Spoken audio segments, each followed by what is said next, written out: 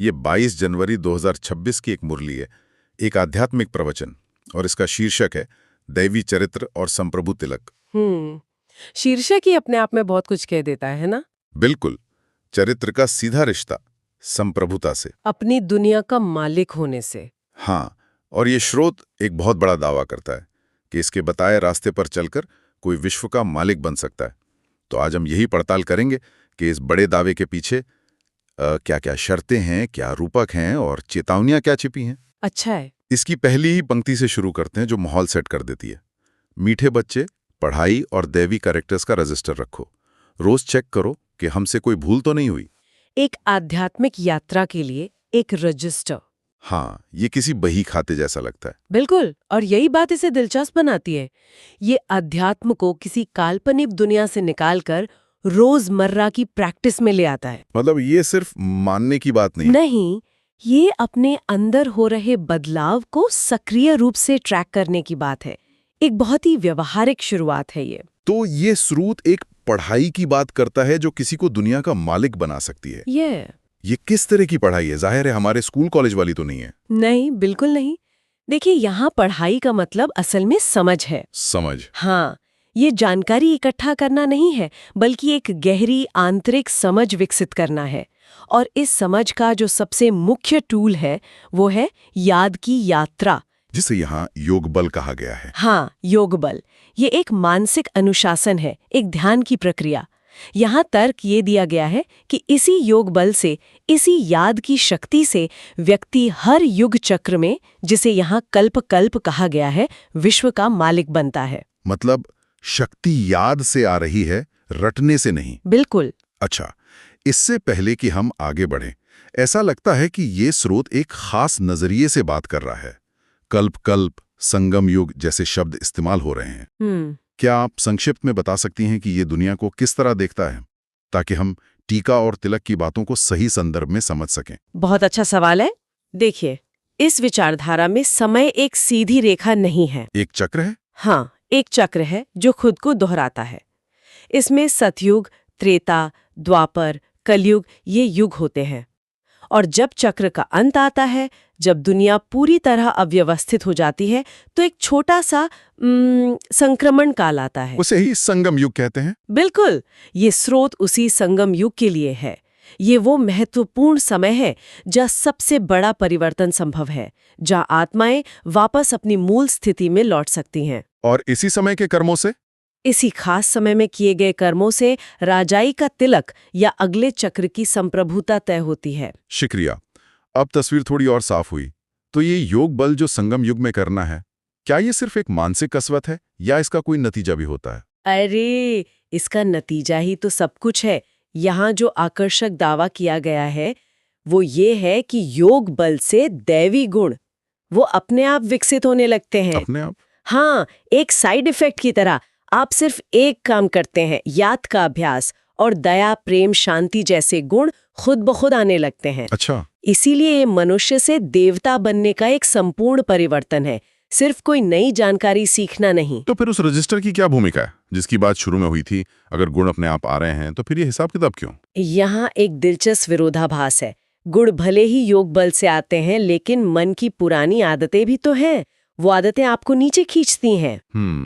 ये रजिस्टर रखने का विचार आज के दौर के सेल्फ ट्रैकिंग या जर्नलिंग जैसा ही है। जैसे लोग अपनी फिटनेस या डाइट ट्रैक करते हैं।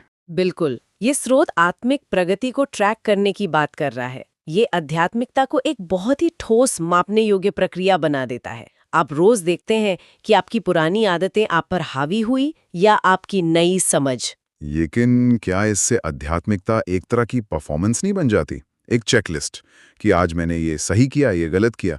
इसमें तो अपराध बोध की भी गुंजाइश है। बिल्कुल हो सकती है, अगर इसे गलत तरीके से समझा जाए।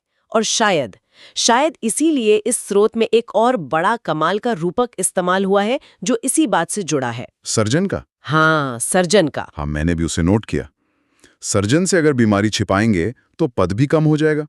तो ये सर्जन वाली बात सीधे तौर पर उस रजिस्टर से जुड़ जाती है। बिल्कुल। अगर रजिस्टर में सब कुछ ईमानदारी से लिखा ही नहीं, तो सर्जन को बीमारी का पता कैसे चलेगा? एकदम सही, आपने दोनों को बिल्कुल ठीक जोड़ा। इस रूपक में बाप या परमात्मा को सर्जन के रूप में दिखाया गया है। और हमारी कमजोरियां, गलतियां? हाँ, ये बीमारी है। हाँ, संदेश बहुत साफ है। अगर आप डॉक्टर के पास जाकर अपनी बीमारी के लक्षण छिपाएंगे तो इलाज कैसे होगा? बल्कि बीमारी और बढ़ जाएगी। वैसे ही अगर अपनी कमजोरियों को छिपाया गया तो वो और गहरी होती जाएंगी और आपका आध्यात्मिक पद या दर्जा कम हो जाएगा। हाँ। और मुझे जो बात इसमें सबसे अलग लगी वो ये है कि सच बताने पर मार तो नहीं पड़ती, बल्कि बाप सिर्फ सावधान रहने को कहते हैं। ये सजा पर नहीं बल्कि सुधार पर केंद्रित दृष्टिकोण है। हाँ, ये डर पैदा नहीं करता बल्कि जागरूकता पैदा करने की कोशिश करता है। और ये सीधे सीधे उस विचार से जुड़ता है कि परमात्मा प्यार का सागर है। मतलब सर्जन का काम सजा देना नहीं, इलाज करना है। बिल्कुल। तो जब कोई अपनी गलती स्वीकार करता है तो उसे डांट नहीं बल्कि सावधानी बरतने की सलाह मिलती है।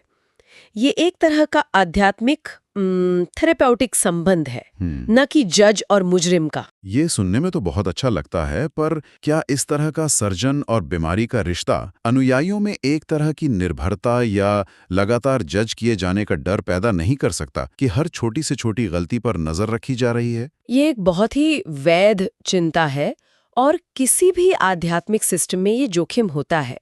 लेकिन इस स्रोत का जोर इस बात पर है कि ये प्रक्रिया बाहरी नहीं, आंतरिक है। अच्छा। यहाँ पारदर्शिता का मतलब है खुद के प्रति ईमानदार होना और फिर उस समझ को अपने आध्यात्मिक गाइड के साथ साझा करना। दिलचस्प बात यह है कि ईमानदारी ना रखने का नतीजा भी बाहरी सजा नहीं बल्कि आंतरिक है।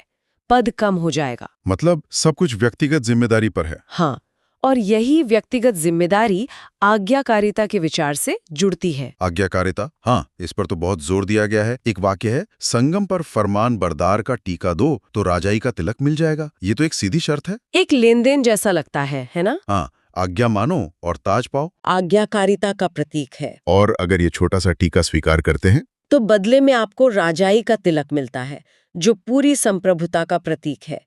ये एक तरह का सौदा है, छोटी सी आज्ञा के बदले में बहुत बड़ा इनाम। और जो ये सौदा नहीं करते उनके लिए बेवफादार जैसा बहुत भारी शब्द इस्तेमाल किया गया है। ये सिर्फ अवज्ञा नहीं है, इसमें विश्वासघात का भाव है। यहाँ दाव पर बहुत कुछ लगा हुआ लगता है। बिल्कुल। बेवफादार शब्द ये दिखाता है कि यहाँ वफादारी किसी व्यक्ति से नहीं बल्कि सिद्धांतों और दिए गए ज्ञान के प्रति है। जो उन सिद्धांतों को तोड़ता है उसे स्रोत के अनुसार नाफरमान बरदार का टीका लगता है, एक तरह की नकारात्मक मोहर। हाँ, जो उन्हें उस अंतिम तिलक या संप्रभुता से वंचित कर देती है। तो हाँ, दाव बहुत ऊंचे हैं। तो अगर रास्ता इतना साफ है, रजिस्टर रखो, सर्जन से कुछ मत छिपाओ, आज्ञाकारी बनो, तो फिर कोई इसमें असफल क्यों होगा? कौन सी ताकत है जो रोकती है? इस दस्तावेज में इसका एक खास नाम है, माया। हाँ, माया यहाँ मुख्य विलेन है। इस कहानी में माया कोई बाहरी शैतान नहीं बल्कि एक आंतरिक शक्ति है। अच्छा। वही है जो आपको रजिस्टर नहीं रखने देती, वही है जो आपके मन में विचार डालती है कि अरे ये छोटी सी गलती है, बताने की क्या जरूरत है। वही आपको मोह और लगाव के फंदों में फंसाती है। स्रोत में से एक जेल कहा गया है। हाँ, एक ऐसी जेल जिसकी दीवारें नहीं है लेकिन जिससे निकलना बहुत मुश्किल है। एक अदृश्य जेल। तो इससे निकलने का रास्ता क्या बताया गया है? रास्ता है निर्मोही बनना और सारी पुरानी दुनिया से वैराग्य रखना। निर्मोही, इसका मतलब है किसी भी व्यक्ति या वस्तु से अपनी पहचान और खुशी को न जोड़ना। स्रोत का तर्क है कि यह पुरानी दुनिया तो वैसे भी खत्म हुई पड़ी है, इसलिए इसमें दिल लगाने का कोई मतलब नहीं। तो ये एक तरह का मानसिक और भावनात्मक संन्यास है। हाँ, भले ही आप दुनिया में रहते हुए अपने सारे काम कर रहे हों। लेकिन क्या ये व्यवहारिक है? क्या कोई इंसान दुनिया में रहते हुए अपने परिवार के साथ अपने काम में पूरी तरह से निर्मोही हो सकता है? ये तो एक बहुत ही अकेली यात्रा लगती है। ये सवाल हमेशा उठता है। यहाँ जो तर्क दिया गया है वो ये है कि ये बाहरी त्याग के बारे में उतना नहीं है जितना आंतरिक लगाव के बारे में है। अच्छा। आप सबसे प्यार से मिलें, अपनी जिम्मेदारियां निभाएं, लेकिन आपका जो सबसे गहरा लगाव, सबसे गहरा लव है, वो सिर्फ एक बाप या परमात्मा से हो, क्योंकि लगाव ही वो धागा है। जिससे माया अपना जाल बुनती है। वैराग्य उस धागे को काट देता है।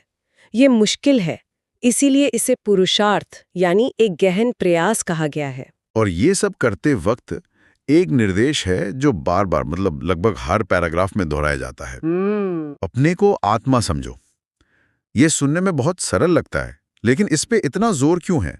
ऐसा लगता है जैसे ये बाकी सब चीजों का आधार है। क्योंकि ये आधार ही है। ये इस पूरी शिक्षा की मास्टर की है, कह सकते हैं। मास्टर की? हाँ, इस दस्तावेज का मुख्य तर्क ये है कि जब तक व्यक्ति खुद को ये शरीर समझता है, मैं ये नाम हूँ, ये मेरा पद है, ये मेरा परिवार है, तब तक वो माया की उस अदृश्य जेल में ही बंद है। ये सोए रहने जैसी स्थिति है। और जागना क्या है? जिस पल आप अपनी पहचान को इस शरीर से अलग करके देखते हैं कि मैं एक ऊर्जा का बिंदु, एक आत्मा हूं जो इस शरीर को चला रही है, उसी पल उस जेल का दरवाजा खुल जाता है। ये जागृति है। और इसका पवित्रता से क्या लेना देना है, जिसकी बात भी स्रोत में आती है? सीधा लेना देना है। यहाँ एक बहुत शक्तिशाली लाइन है, आत्मा पतित है तो शरीर भी पतित मिलता है, आत्मा पावन तो शरीर भी पावन मिलता है। अच्छा। इसका मतलब है कि शरीर की स्थिति, हमारे कर्म, हमारी आदतें, ये सब आत्मा की स्थिति का प्रतिबिंब है। अगर आत्मा अपनी मूल, शांत और पवित्र स्थिति में है तो कर्म अपने आप सही हो जाएंगे। सारी मेहनत आत्मा के स्तर पर करनी है। मतलब अगर नींव यानी आत्मिक चेतना मजबूत है तो इमारत अपने आप सही बनेगी। तो मतलब ये पूरी यात्रा, ये पढ़ाई, ये रजिस्टर रखना, सर्जन के प्रति ईमानदारी, ये सब कुछ असल में बस एक ही चीज को साधने के अलग अलग तरीके हैं। हाँ, अपनी पहचान को इस भौतिक शरीर से हटाकर उस सूक्ष्म आत्मा पर केंद्रित करना। बिल्कुल, आपने एकदम सही सार निकाला। बाकी सब नियम, अनुशासन, रूपक उस एक मौलिक बदलाव को लाने और उसे बनाए रखने के साधन है। अगर ये पहली समझ ही कच्ची है तो आगे की कोई भी बात टिक नहीं सकती। ये पहला और सबसे जरूरी कदम है। तो इस पूरी चर्चा को अगर समेटें, राजाई का तिलक पाने का ये रास्ता कोई एक काम करने से नहीं मिलता। ये एक पूरा इकोसिस्टम है जिसे अपनी जिंदगी में अपनाना होता है। हाँ, ये एक पूरी जीवन शैली है, कोई वीकेंड कोर्स नहीं। इसमें पढ़ाई यानी एक खास समझ शामिल है जो याद पर आधारित है। फिर अपने चरित्र का एक ईमानदार रजिस्टर रखना, जो एक तरह का सेल्फ ऑडिट है। हाँ, उस सर्जन के प्रति पूरी पारदर्शिता यानी अपनी कमजोरियों को स्वीकार करने का साहस, और इन सब के नीचे नींव के तौर पर खुद को शरीर के बजाय आत्मा के रूप में पहचानने का निरंतर अभ्यास। हाँ, और ये सब कुछ एक बड़े बदलाव के संदर्भ में हो रहा है। ये दस्तावेज भक्ति मार्ग को पास्ट या अतीत की चीज मानता है, जिसे वो गिरने की बात कहता है, और इस ज्ञान मार्ग को वर्तमान और भविष्य के रूप में देखता है, चढ़ने की बातें। बिल्कुल। तो ये सिर्फ कुछ आदतें बदलना नहीं है, बल्कि जीवन को देखने का पूरा नजरिया बदलने का आह्वान है। गिरने की क्रिया को छोड़कर चढ़ने की क्रिया पर ध्यान केंद्रित करना। ये एक बहुत शक्तिशाली विचार है। अंत में एक सवाल सोचने के लिए छोड़ जाते हैं। इस स्रोत में एक बहुत निर्णायक पंक्ति है, तुम बच्चे अब जगे हो, बाकी सब सोए पड़े हैं। ये हम जागे हुए हैं, बाकी दुनिया सो रही है वाला विचार, ये बहुत से आध्यात्मिक और वैचारिक समूहों में पाया जाता है। बिल्कुल। तो सोचने वाली बात यह है कि ये विचार किसी भी समूह के अंदर अपनेपन और एक खास मकसद की भावना को कैसे मजबूत करता है। और साथ ही ये भी सोचने लायक है कि एक व्यक्ति इस तरह के एक खास उद्देश्य की भावना और बाकी सोई हुई दुनिया के प्रति करुणा और एक गैर आलोचनात्मक रवैये के बीच संतुलन कैसे बना सकता है। इस पर सोचने के लिए बहुत कुछ है।